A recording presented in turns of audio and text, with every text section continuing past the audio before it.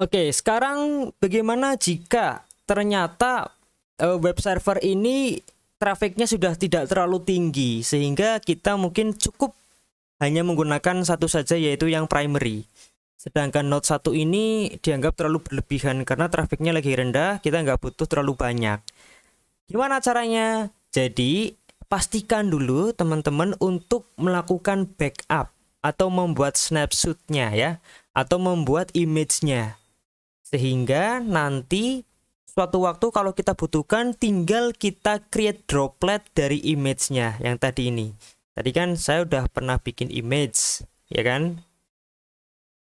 Nah, kalau saya mau bikin droplet ya ini tinggal di more, create droplet aja. Tapi yang ini kan sudah nggak bisa dipakai. Kenapa? Karena tadi untuk image-nya ini belum saya tambahkan konfigurasi PHP-nya, belum diedit. Terus kemudian tadi NFS-nya juga belum ya. Terus macam-macam lah. Jadi yang ini udah nggak dipakai, dihapus saja nggak masalah. Karena ini datanya data lama ya.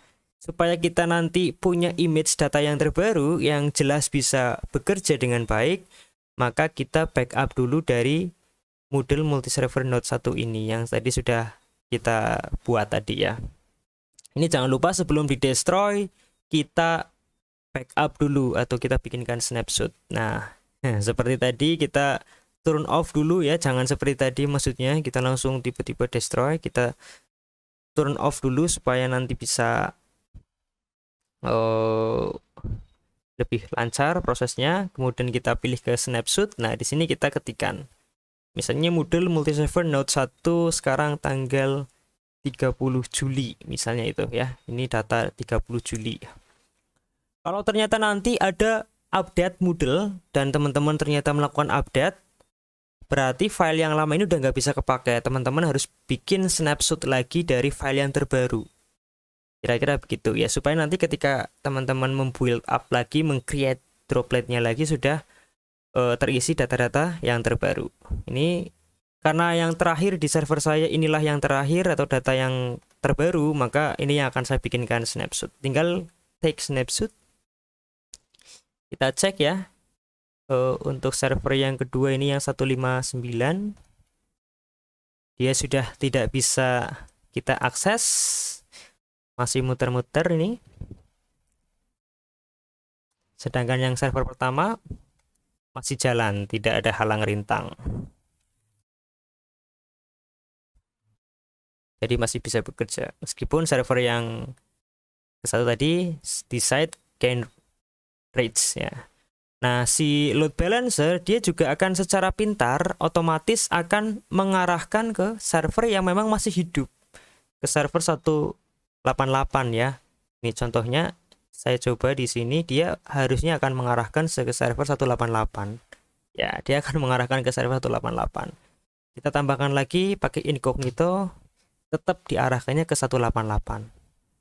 Karena yang server 159 tadi sudah tidak aktif ya. Jadi secara pintar load balancer itu tahu mana server yang aktif dan mana server yang sudah tidak aktif. Kalau yang server sudah tidak aktif, maka dia tidak akan diberikan akses penggunanya.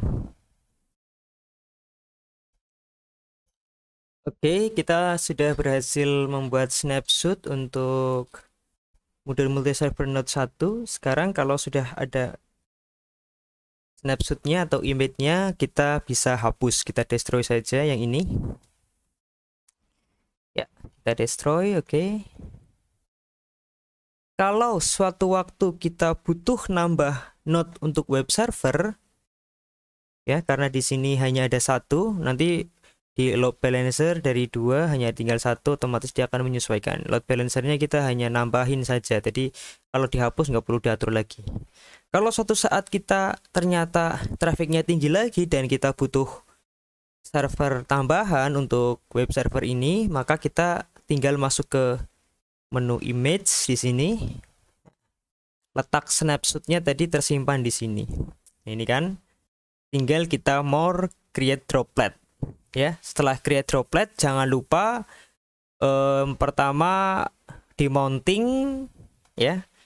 Yang pertama setelah create droplet, satu mounting NFS-nya yang seperti tadi. Terus yang kedua masukkan ke trusted source list pada manage database, terus kemudian masukkan ke load balancer. Ya, kira-kira hanya itu ya. 3 langkah itu yang perlu kita lakukan ketika kita mau menambahkan node server dari snapshotnya ini.